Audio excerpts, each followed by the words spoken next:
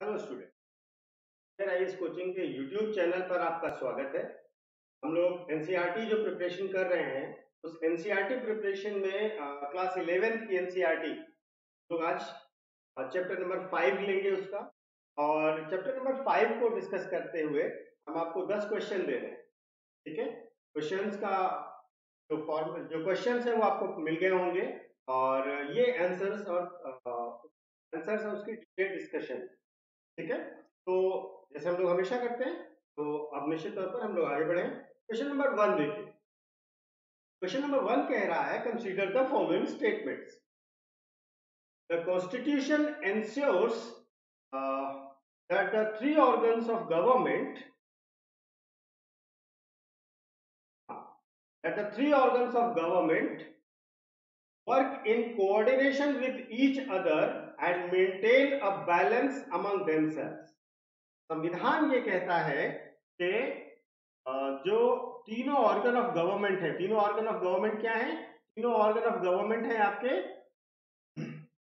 Judiciary, executive और legislature. तो ये जो तीनों ऑर्गन ऑफ गवर्नमेंट हैं, ये तीनों ऑर्गन ऑफ गवर्नमेंट आपके कोऑर्डिनेशन में और एक दूसरे के साथ बैलेंस मेंटेन करते हुए काम करते हैं। ठीक है, ये इंश्योर कौन करेगा? ये इंश्योर करेगा संविधान। Point number 2, in parliamentary democracy the executive is independent of judicial legislature। देखिए, जो पार्लियामेंट्री डेमोक्रेसी होती है, जो संसदीय लोकतंत्र होती है, जो वेस्टमिनिस्टर मॉडल है ब्रिटेन का, जैसा हमने अडॉप्ट करके रखा हुआ है, उसमें जो हमारा एग्जीक्यूटिव है वो लेजिस्लेचर में ही बैठता है और लेजिस्लेचर के प्रति जवाबदेह भी होता है। कहने का मतलब ये है कि सरकार तब तक सरकार में रहेगी जब तक उसका लेजिस्लेचर में बहुमत होगा। ये पार्लियामेंट्री फॉर्म ऑफ डेमोक्रेसी का एक यूनिक फीचर है। तो सेकंड स्टेटमेंट गलत है, क्योंकि यहां पर लिखा है कि वो इंडिपेंडेंट होता है लेजिस्लेचर से। फर्स्ट स्टेटमेंट केवल सही है, आप इसमें ए पर करेक्ट करें। Now come to the question number 2। Consider the following statements about executive. कार्यपालिका के संबंध में बताना है। It means a body of persons that looks after the implementation of rules and regulations in actual practice।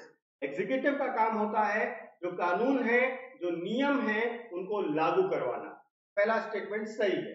दूसरा statement, the organ of government is primary looks after the function of implementation and administration is called executive. Simply same दोनों बातें हैं, ये सी होगा और C correct होगा।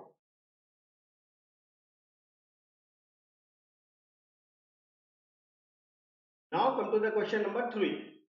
The executive branch of government is limited to president and prime minister of the country। नहीं, जो executive branch होती है उसमें प्रेसिडेंट एग्जीक्यूटिव का हेड होता है, प्राइम मिनिस्टर एग्जीक्यूटिव का रियल हेड होता है, उसके बाद काउंसिल ऑफ मिनिस्टर्स होती है, उसके बाद ब्यूरोक्रेसी होती है।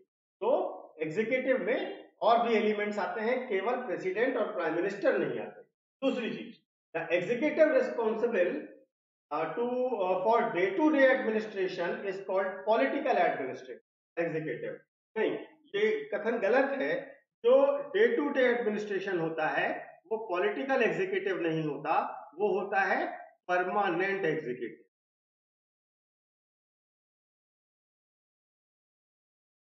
ठीक है, तो इसलिए इसमें पहला स्टेटमेंट भी गलत है और दूसरा भी गलत है, तो हम लोग इसमें लगाएंगे डी। क्वेश्चन नंबर 4, पेयर्स को मैच करना है। यूएसए में प्रेसिडेंशियल सिस्टम है, ठीक है, बिल्कुल सही है। कनाडा में प्राइम मिनिस्टरियल सिस्टम है, ठीक है। फ्रांस में प्राइम मिनिस्टर सिस्टम नहीं है। जो फ्रांस में है वहां पर प्रीफेक्ट, जो फ्रांस है वहां पर अलग तरीके का सिस्टम है, तो फ्रांस में हम लोग प्रेसिडेंट प्राइम मिनिस्टरियल सिस्टम नहीं कहते हैं। ठीक है, तो वहां पर एक तरीके से हम कह सकते हैं सेमी प्रेसिडेंशियल सिस्टम है, फ्रांस में चांसलर होते हैं। ठीक, आप इसमें लगाइए ए, यानी कि 1 और 2 होंगे। Now question number 5. Consider the following statements about presidential system of government। जो राष्ट्रपति प्रकार की सरकार है उसके बारे में। In a presidential system, the president is the head of the state and as well as head of the government. Yes, बिल्कुल, वो head of the state भी होगा, head of the government भी होगा, यानी कि normal, real, executive head भी होगा president. Point number 2, the president is very powerful in this type of government. Yes, उसके पास सारे executive powers होंगे और वो legislature के लिए जिम्मेदार भी उस तरीके से नहीं होगा जैसा प्राइम मिनिस्टरियल सिस्टम में होता है, तो उसके पास बहुत पावर्स होती हैं. तो इसमें हम सी लगाएंगे क्योंकि दोनों ही सही है. Now question number 6, consider the following statements about parliamentary form of government. संसदीय प्रकार की सरकार के बारे में विचार कीजिए. संसदीय प्रकार की सरकार में there are two executives in this form of government, nominal and real. जैसे भारत में नॉमिनल हेड है प्रेसिडेंट और रियल हेड है prime minister. The executive is responsible to the legislature for the policies and acts. मैंने अभी आपको बताया कि एग्जीक्यूटिव संसद में बैठेगा और उसके लिए जवाबदेह भी होगा, उसका वहां पे बहुमत भी होना चाहिए, वहां पर उससे क्वेश्चंस भी पूछे जा सकते हैं. तो ये दोनों चीजें सही है. Question point number 3, in India prime minister is D jure head while the president is the de facto head. नहीं, यहाँ पे ये गड़बड़ हो गया.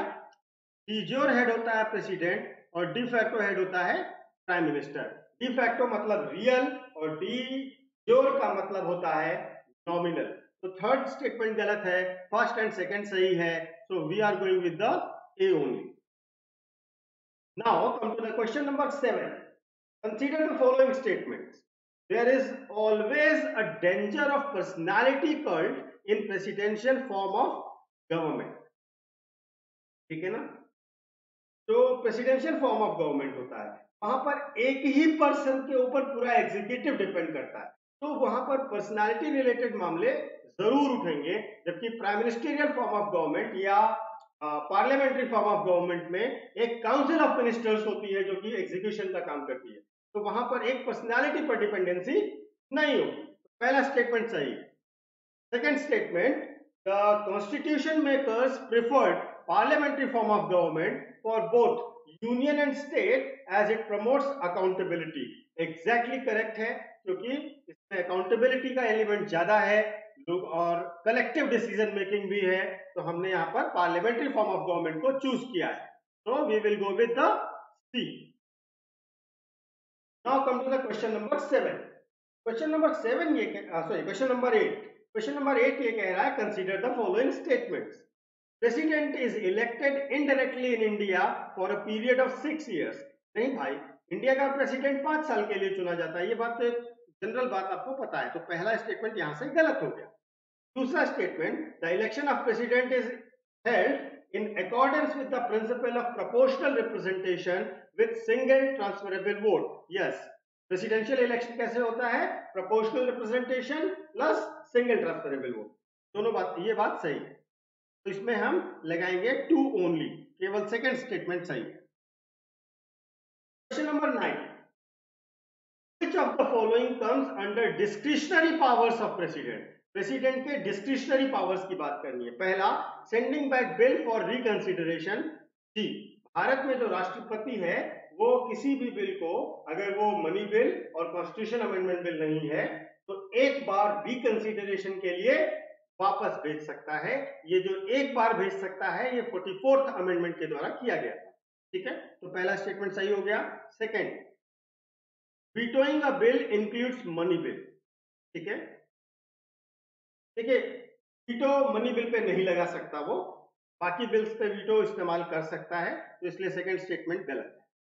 तीसरा, appointment of prime minister in case of hung parliament. जब हंग पार्लियामेंट होगी तो वो अपनी मर्जी से प्राइम मिनिस्टर नियुक्त कर सकता है अपने डिस्क्रिशनरी पावर से. तो तीसरा स्टेटमेंट सही है. So we will go with the D. Now last question of the day, consider the following statements. The council of minister is collectively responsible to the parliament.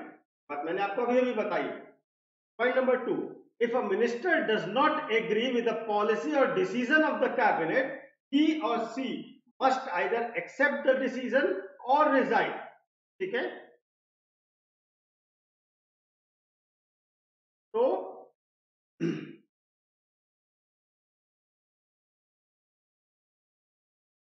अगर कोई मंत्री जो कैबिनेट है के डिसीजन से सहमत नहीं है, तो या तो उस पर वो सहमति दे दे या फिर रिजाइन कर दे, उसके पास यही ऑप्शन। ओके, तो फर्स्ट स्टेटमेंट है उसमें एक छोटा सा मिस्टेक हुआ है और वो है पार्लियामेंट। यहां पर पार्लियामेंट नहीं होना चाहिए, यहां पर लोकसभा होना चाहिए। अगर हम कहेंगे council of minister is responsible to whom, not parliament, it is to the lower house, Lok Sabha के लिए, पार्लियामेंट के लिए जिम्मेदार नहीं है। तो पहला स्टेटमेंट इस कारण से गलत मान लिया जाएगा और सेकंड स्टेटमेंट को करेक्ट माना जाएगा, तो आप इसमें बी लगाइए। ठीक है, तो इस तरीके से हमने ये 10 क्वेश्चंस देखे। हम लोग सीरीज को कंटिन्यू रखेंगे। कल हम लोग चैप्टर नंबर 6 को करेंगे, कल छठा चैप्टर करेंगे और उसके क्वेश्चंस आपको भेज दिए जाएंगे। आई होप आप लोग बहुत अच्छे से मेहनत कर रहे होंगे और इसको पूरा कवर करते होंगे। आप अपने इन क्वेश्चन आंसर्स को एज अ नोट्स रखिए अपने साथ, और प्लस इसके साथ साथ जब हम लोग लक्ष्मीकांत भी कवर कर लेंगे और साथ में एडिशनल टेस्ट सीरीज जैसे क्वेश्चंस भी कर लेंगे, तो आपका पूरा पॉलिटी का सेक्शन एक साथ तैयार हो जाएगा। ठीक है, so thank you so much.